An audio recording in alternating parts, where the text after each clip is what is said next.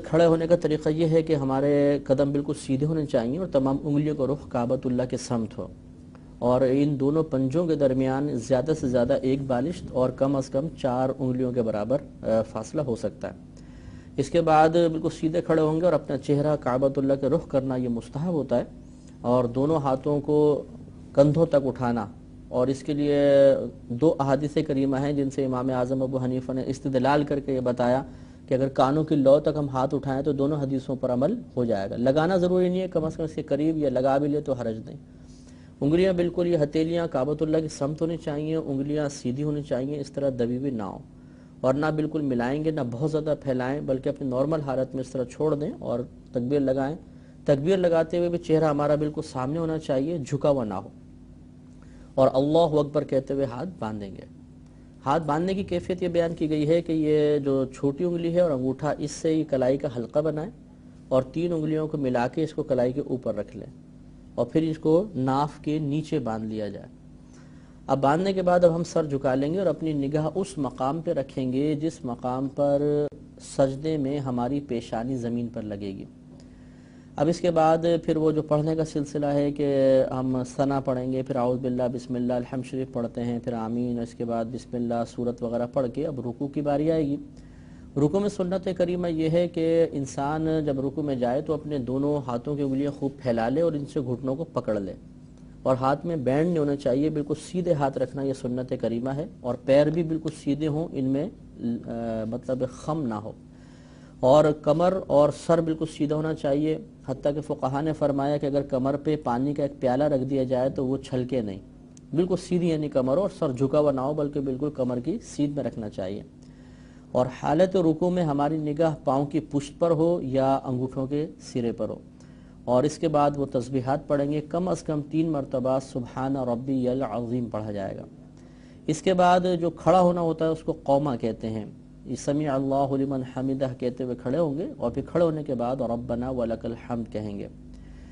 رکوع سے سیدھے کھڑے ہو کر کم از کم 1 بار سبحان اللہ کی مقدار ٹھہرنا واجب ہوتا ہے۔ اس سے پہلے اگر ہم جلدی سے چلے جائیں گے تو واجب ترک ہو جائے گا اور ہم گناہگار ہوں گے۔ سجدے میں جانے کا طریقہ یہ ہے کہ سب سے پہلے ہم گھٹنوں پہ اپنے ہاتھ رکھ کے انہیں تھوڑا جھکیں گے، گھٹنوں پہ ہاتھ رکھ کے سب سے پہلے دونوں گھٹنے، اس کے بعد دونوں ہاتھ، پھر ناک، اور پھر ماتھا زمین پر رکھیں گے۔ ہاتھوں کی کیفیت اس طرح ہوگی کہ انگلیاں نہ بہت زیادہ پھیلی ہوں نہ ملی ہوں، اس طرح ان کو سیدھا رکھ دیں گے، اور تمام انگلیوں کا رخ کعبۃ اللہ کی سمت ہو،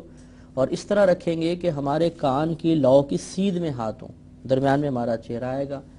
اور حالت سجدہ میں اپنی نگاہ ناک کی نوک پر رکھنا مستحب ہوتا ہے۔ اور پنجوں کا معاملہ یہ ہوتا ہے کہ سنت کریمہ یہ ہے کہ اس طرح تمام پنجوں کو دبائیں کہ تمام انگلیوں کا رخ کعبۃ اللہ کی سمت ہو جائے۔ یہ جو نیچے جو ہوتا ہے حصہ، اس کو انگلی کا پیٹ کہتے ہیں، تو 10 انگلیوں کا پیٹ لگنا یہ سنت کریمہ ہوتا ہے۔ تو اس طرح اپنے پنجہ دبائیں گے کہ اس طرح تھوڑا سا خم ہو جائے، مڑ جائے، اور تمام انگلیوں کا رخ کعبۃ اللہ کی سمت ہو جائے۔ پھر 2 سجدوں کے درمیان بیٹھنے کو جلسہ کہتے ہیں۔ جلسے کا طریقہ بالکل وہی ہوتا ہے جو اتحیات میں بیٹھنے کا طریقہ ہے، کہ اپنے الٹے، مرد کے لیے پہلے عرض کر رہا ہوں نا، کہ الٹے پاؤں پہ کو کھڑا کر لیں، اور یعنی الٹے پاؤں پر بیٹھ جائیں اور سیدھے پاؤں کا پنجہ کھڑا کر لیں، اس طرح بالکل سیدھے بیٹھ کر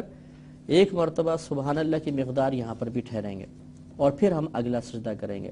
اگلے سجدے میں بھی وہی طریقہ کار ہوگا، اور دونوں سجدوں میں 3 بار کم از کم تسبیحات پڑھنا سنت کریمہ ہوتا ہے، سبحان ربی الاعلی پڑھیں گے۔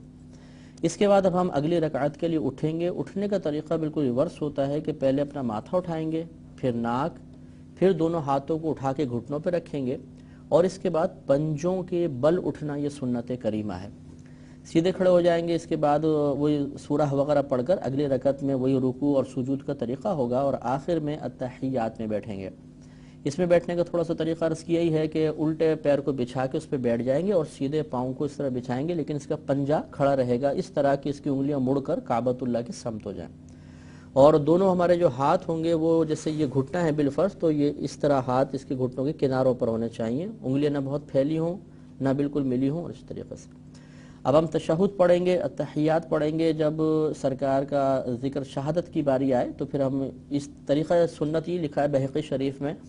کہ آخر کی دونوں انگلیوں کو اس طرح ہتھیلی سے لگا لیں، اور بیچ کی انگلی انگوٹھی کا حلقہ بنا لیں، اور اشہد اللہ پہ اٹھا کر اور اللہ پر گرائیں، اور فوراً ہاتھ کو کھول دیں تاکہ تمام انگلیوں کو رخ پھر کعبۃ اللہ کے سمت ہو جائے. اس کے بعد